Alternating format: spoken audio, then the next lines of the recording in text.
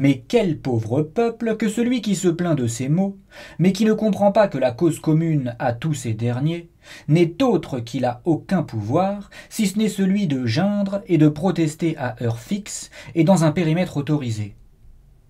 Peuple, quand tu te plains des choix de tes représentants, quand tu manifestes en criant ton mécontentement, tu te comportes comme si tu voulais trouver un compromis avec ces représentants qui travaillent pour le compte des voleurs de pouvoir. Mais quel compromis y a-t-il à trouver avec des voleurs de pouvoir? Aucun.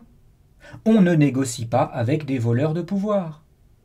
La seule chose à faire est de récupérer ta souveraineté et, en cherchant des compromis avec eux, tu entretiens ta défaite.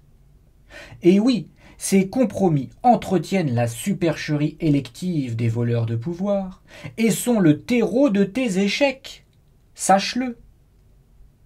Si tu ne te considères pas comme libre, cesse de manifester en cortège dans la rue, prônant que tu souhaites la liberté parce que c'est la valeur la plus importante.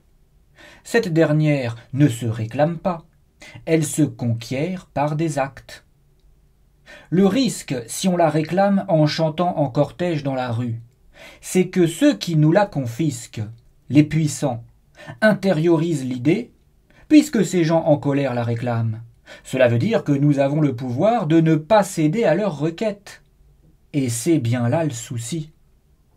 Si tu réclames la liberté aux puissants, alors que cette dernière est là, devant toi, et qu'il te suffirait de vouloir la prendre pour être libre, cela veut dire que tu leur donnes la possibilité de te priver de cette liberté. Et oui, là est tout le problème des manifestations pour la liberté.